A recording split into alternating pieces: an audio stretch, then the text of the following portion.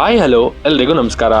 ಅಖಿಲ್ ಅಕ್ಕಿನೇನಿ ಅವರು ಆಕ್ಟ್ ಮಾಡಿರುವಂತ Lenin movie ಇವತ್ತು ರಿಲೀಸ್ ಆಗಿದೆ. ಸೊ ಈ ಸಿನಿಮಾ ಹೇಗಿದೆ ಅಂಡ್ ಈ ಸಿನಿಮಾ ಅಖಿಲ್ ಅಕ್ಕಿನೇನಿ ಅವರಿಗೆ ಒಂದು ಕಂಬ್ಯಾಕ್ ಕೊಡ್ತಾ ಇಲ್ವಾ ಅಂಡ್ ಕನ್ನಡದ ಪ್ರಮೋದ್ ಅವರ ಆಕ್ಟಿಂಗ್ ಇದರಲ್ಲಿ ಹೇಗಿದೆ ಅಂತ ನಾವು ಡೀಟೇಲ್ಡ್ ಆಗಿ ಮಾತಾಡ್ಕೊಬರೋಣ ಬನ್ನಿ. ಇನ್ನು ಫಿಲಮ್ ನ ಓಪನಿಂಗ್ ಜೂನಿಯರ್ NTR ಅವರ ವಾಯ್ಸ್ ಇಂದ ಆಗತ್ತೆ. ಅಂಡ್ ಇದರ ಒನ್ ಲೈನ್ ಸ್ಟೋರಿ ಏನಪ್ಪಾ ಅಂತಂದ್ರೆ, ಶ್ರೀರಾಮ್ಪುರ ಅನ್ನೋ ಒಂದು ಊರು, ಆ ಊರಲ್ಲಿ ದ್ರೌಪದಿ ಅಮ್ಮನವರ ಜಾತ್ರೆ ನಡೀತಾ ಇರುತ್ತೆ. ಈ ಜಾತ್ರೆ ನಡೀತಾ ಇರುವಂತ ಟೈಮ್ ಅಲ್ಲಿ ಒಂದು ಹನಿ ಬ್ಲಡ್ ಕೂಡ ಬೀಳಬಾರ್ದು ಅಂತ ಇರುತ್ತೆ. ಸೊ ಹೀಗಿರ್ಬೇಕಾದ್ರೆ ಅಲ್ಲಿ ಬ್ಲಡ್ ಹೇಗ್ ಬೀಳುತ್ತೆ ಅಂಡ್ ಅದಾದ್ಮೇಲೆ ಅಲ್ಲಿ ಏನಾಗತ್ತೆ ಅಂಡ್ ಇದು ಹೀರೋ ಹೀರೋಯಿನ್ ಅವರ ಲವ್ ಸ್ಟೋರಿಗೆ ಹೇಗೆ ಎಫೆಕ್ಟ್ ಆಗುತ್ತೆ ಅಂಡ್ ಲಾಸ್ಟ್ 45 ಮಿನಿಟ್ಸ್ ಅಲ್ಲಿ ಇರುವಂತ ಟ್ವಿಸ್ಟ್ ಏನು, ಅದರ ಸೀನ್ ಏನು ಅನ್ನೋದು ನೀವು ಥಿಯೇಟರ್ ಅಲ್ಲಿ ಹೋಗಿ ನೋಡಿ ತಿಳ್ಕೊಬೇಕು. ಇನ್ನು ಫಿಲಂ ಶುರುವಾದ ಫಸ್ಟ್ 15ರಿಂದ 20 ನಿಮಿಷ ತುಂಬಾ ಇಂಟ್ರೆಸ್ಟಿಂಗ್ ಆಗಿ ಇರುತ್ತೆ.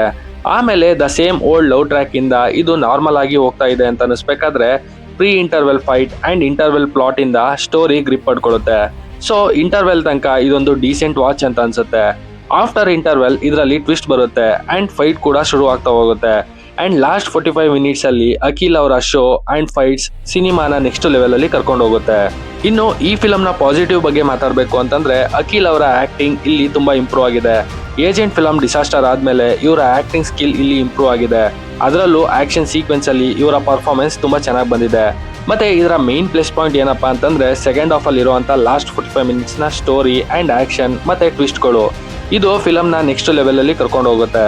ಅಂಡ್ ಇದರಲ್ಲಿ ಮಹಾಭಾರತದ ಕ್ಯಾರೆಕ್ಟರ್ ನ ಫಿಲಂ ಅಲ್ಲಿ ಬರುವಂತ ಕ್ಯಾರೆಕ್ಟರ್ಸ್ ಗೆ ಬ್ಲೆಂಡ್ ಮಾಡಿರುವಂತ ರೀತಿ ಚೆನ್ನಾಗಿದೆ. ಅಂಡ್ ಆ ಕ್ಯಾರೆಕ್ಟರ್ಸ್ ಕೂಡ ಅಷ್ಟೇ ಚೆನ್ನಾಗಿ ಇದರಲ್ಲಿ ವರ್ಕೌಟ್ ಕೂಡ ಆಗಿದೆ. ಮತ್ತೆ ಇದರಲ್ಲಿ ಕನ್ನಡದ ಆಕ್ಟರ್ ಪ್ರಮೋದ್ ಅವರು ಕೂಡ ಆಕ್ಟ್ ಮಾಡಿದ್ದಾರೆ.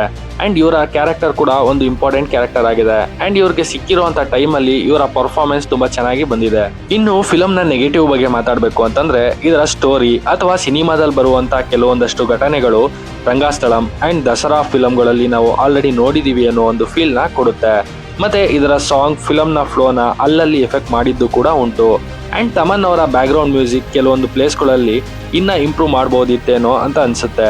ಅಂಡ್ ಎಲಿವೇಶನ್ ಸೀನ್ಸ್ ಗಳಲ್ಲಿ ಸೇಮ್ ಮ್ಯೂಸಿಕ್ ಆಯ್ತು ಅನ್ನೋದು ಇದರ ಒಂದು ಬ್ಯಾಕ್ ಡ್ರಾಪ್. ಇನ್ನು ಓವರ್ ಆಲ್ ಆಗಿ ಹೇಳ್ಬೇಕು ಅಂತಂದ್ರೆ, ಲೆನಿನ್ ಅಖಿಲ್ ಅವರ ಫಿಲಂ ಲಿಸ್ಟ್ ಅಲ್ಲಿ ಒನ್ ಆಫ್ ದ ಬೆಸ್ಟ್ ಅಂತಾನೆ ಹೇಳ್ಬೋದು. ಅಂಡ್ ಇದನ್ನ ಫ್ಯಾಮಿಲಿ ಜೊತೆ ಹೋಗಿ ಎಂಜಾಯ್ ಕೂಡ ಮಾಡ್ಬೋದು. ಅಂಡ್ ಅದಕ್ಕೂ ಮುಂಚೆ ನೀವು ಡಾಲಿ ಧನಂಜಯ್ ಅವರ ಮದರ್ ಪ್ರಾಮಿಸ್ ಫಿಲಂ ನ ನೋಡಿಲ್ಲ ಅಂದ್ರೆ ಅದನ್ನ ಫಸ್ಟ್ ನೋಡಿ, ಯಾಕೆಂದ್ರೆ ಆ ಫಿಲಂ ತುಂಬಾ ಚೆನ್ನಾಗಿದೆ. ಅಂಡ್ ನೀವೇನಾದ್ರೂ ಈ ಫಿಲಂ ನ ನೋಡಿದ್ರೆ ನಿಮ್ಗೆ ಈ ಫಿಲಂ ಹೇಗ್ ಅನ್ನಿಸ್ತು ಅಂಡ್ ಇದರ ಕ್ಯಾರೆಕ್ಟರ್ ಅಲ್ಲಿ ಯಾರ ಕ್ಯಾರೆಕ್ಟರ್ ನಿಮ್ಗೆ ಇಷ್ಟ ಆಯ್ತು ಅನ್ನೋದನ್ನ ಕೆಳಗಡೆ ಕಮೆಂಟ್ ಮುಖಾಂತರ ತಿಳಿಸಿ ಅಂತ ಹೇಳ್ತಾ ನಾನು ಈ ವಿಡಿಯೋನ ಕ್ಲೋಸ್ ಮಾಡ್ತಾ ಇದ್ದೀನಿ.